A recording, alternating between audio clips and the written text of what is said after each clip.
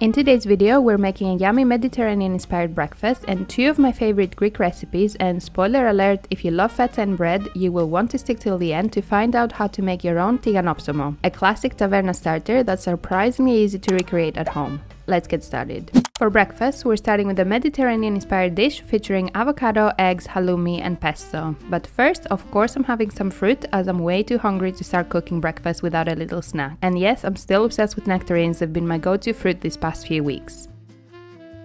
And now onto cooking my breakfast. I'm starting by cutting a few slices of sourdough bread and popping them into the toaster to toast while I prep the rest of my breakfast.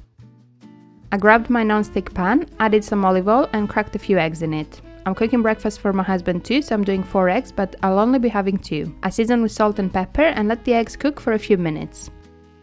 And now to a separate pan, I'm adding some olive oil to cook some halloumi. I cut my halloumi in medium-sized slices and added them to the pan. I let them cook for a few minutes and then turn them to brown on the other side as well. And while the eggs and halloumi finish cooking, I grabbed an avocado, cut it in half and scooped it out. I mashed it with my fork, seasoned with salt and pepper, and squeezed some lemon juice. And now my toast is ready, so I'm adding it to my plate and then topping it with the avocado. I topped each bread slice with a halloumi piece and added some more lemon juice as I love the combination of halloumi and lemon. I then added my eggs on top, and to finish it off, I'm adding a drizzle of pesto all around. And I love this pesto from Tesco, but if you have homemade pesto, even better. I also added a bit of fresh basil on top, and my breakfast is ready. I first had this breakfast at a local cafe, and since then I've been recreating it at home as it's so easy to make and so delicious.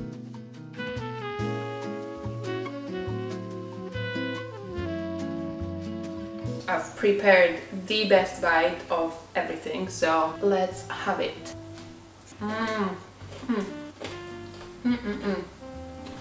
It's so good. The pesto is giving so much freshness and flavor, and just like the smell alone is just so fresh.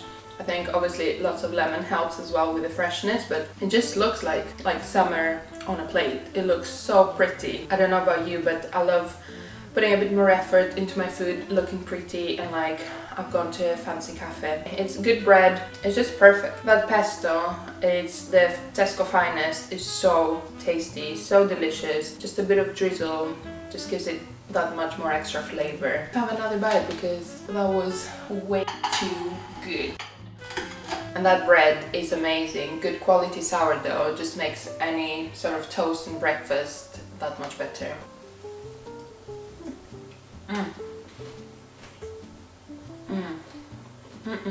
Incredible. It's so good.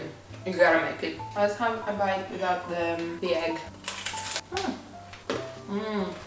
Also good. Very good. Gonna go enjoy my lovely breakfast. For my mid-morning pick-me-up, I'm making myself a matcha latte as I love the flavor and the gentle energy it gives me throughout the day.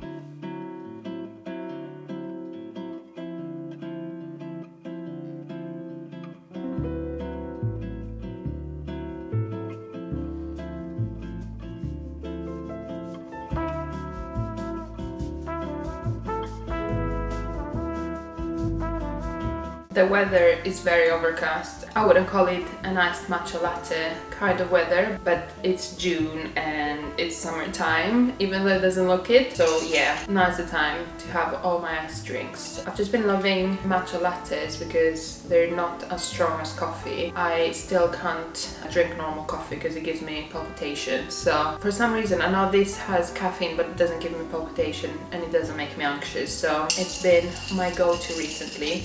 And I do prefer it as an iced matcha with oat milk. Let's see what we've done. I always go by color, which is very scientific, I know.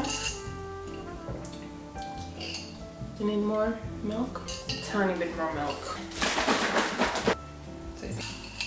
Perfect. Now it's just perfect.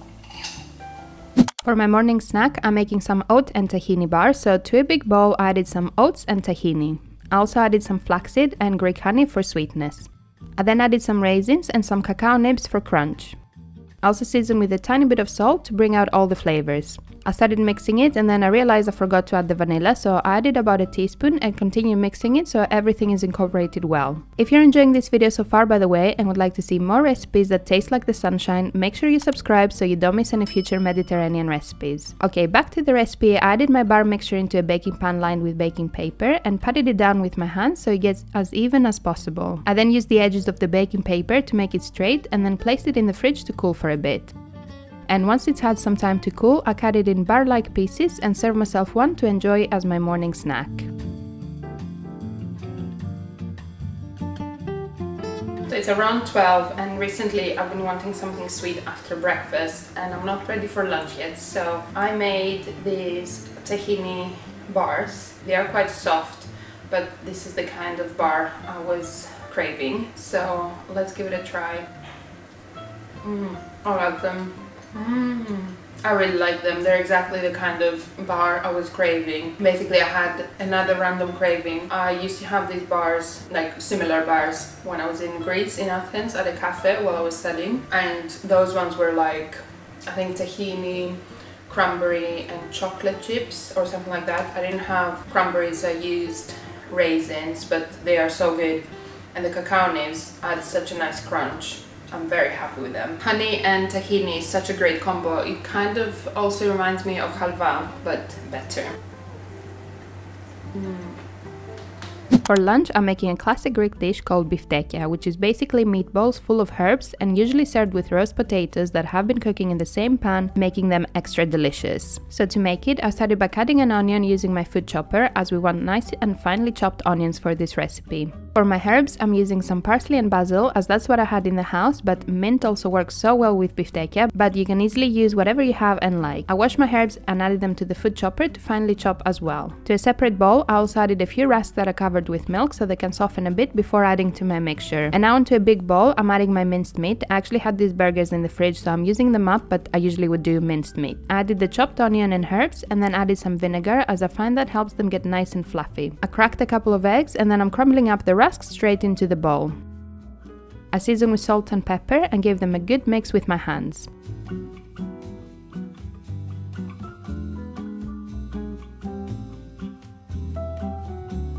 I then took little pieces of the mixture and made little balls, trying to make them of equal size. I put them in a baking pan lined with baking paper and then I cut up a few potatoes in wedges to add to the same pan. And if you're running low on time, you can also serve this with rice or some pitas, but I just love the flavor the potatoes get when they roast in the same pan with the biftekia. So once I chopped them, I added them to the pan, making sure they don't overcrowd the biftekia and everything can roast well. I added some olive oil, seasoned with salt and pepper, and then placed it in the oven to bake until the potatoes and the biftekia are cooked through. For my salad today, I'm keeping it simple, so I just washed and chopped some lettuce and adding it to a big bowl. And I love the flavor that dill gives, so I chopped a small bunch and added it to the lettuce bowl. I added some olive oil and vinegar, seasoned with salt, and gave it a good mix. And my side salad is ready. Super quick to make, but so yummy and fresh. And now onto serving, I'm adding some salad to my plate. I usually like to fill about half of my plate with salad to make sure I get enough greens. I then serve myself some biftekia and of course lots and lots of potatoes. I added some lemon juice on top and my lunch is ready. Very easy to make but so homely and delicious. And if you're vegetarian or simply want more vegetarian meals throughout the week, you can easily make this biftekia using brown lentils instead of the mince. They will also taste amazing.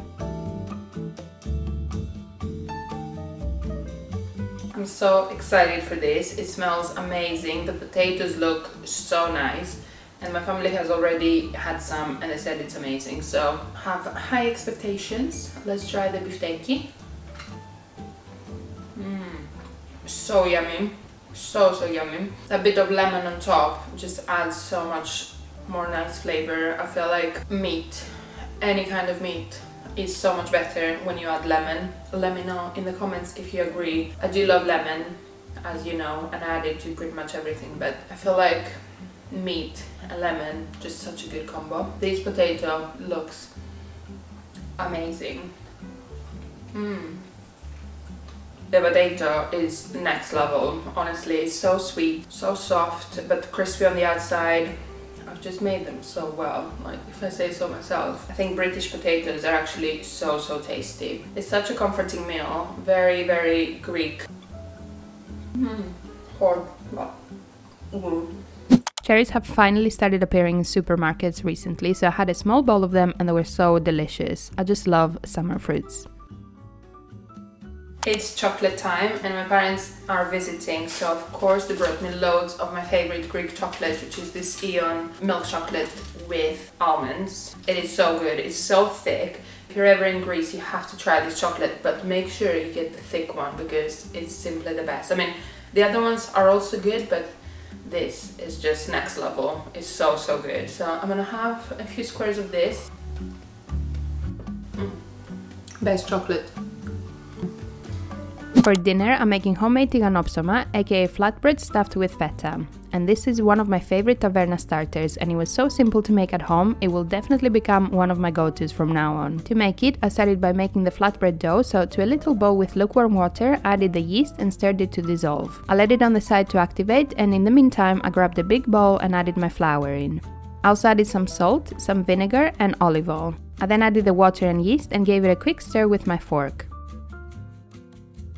I added some flour to my working space and then emptied the dough so I can knead it for a few minutes.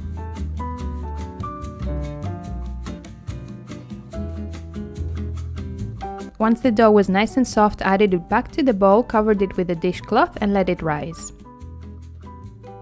Once it had some time to rise, I added it back to my working space and divided the dough into 5 little dough balls that I tried to make as even as possible. If you want to be exact, you can also weigh each one so it's roughly the same size, but I just eyeballed it. I then took one and spreading it out into a round shape using my hands. And since we will be folding this, I'm trying to make it as thin as possible without breaking it. So once I was happy with the shape and size, I sprinkled some feta in it. And to be honest, because this will be rising as you cook, I probably should have put much more feta, but I also love feta and I can't get enough of it, so you can also adjust the amount based on your preference. But if you love feta like me, I would do double of what I've done here. I then added some olive oil to my pan and added my Tiganopsomo. I let it cook for a few minutes on one side and then flipped it to the other side. I then served it on my plate and cut it in small pieces with my pizza cutter. I also had some leftover green salad from lunch, so I served it on a little plate as I thought it would also go well with my flatbread. And that was dinner, so delicious, so homely and so simple. I love dinners like this. I'm so excited for this. I just had a random craving for Tiganopsomo, which is basically like a flatbread with feta, and I haven't had this since I was very young back in Greece, and I don't know why I keep getting random cravings, and it's so good when I can just make them at home. So let's try. I'm probably gonna burn myself, but I can't wait any longer. It is so good. It's like the classic taverna starter, which is so good. The tangy feta is just amazing. It's my favorite cheese. Let me know in the comments what's your favorite cheese, Greek or not, it doesn't matter. Let me know. I just love cheese. And this like fresh flatbread. I also used spelt flour because someone in the comments reminded me of how amazing spelt flour is, and you can use it as you would all-purpose flours. I can't even taste the difference, so yeah, I'm happy with it. It's so good. And I think it will go so well with the salad as well. So good. If you enjoyed this video and would like to see another full day of eating on the Mediterranean diet, you can check out this video, and I'll see you on the next one.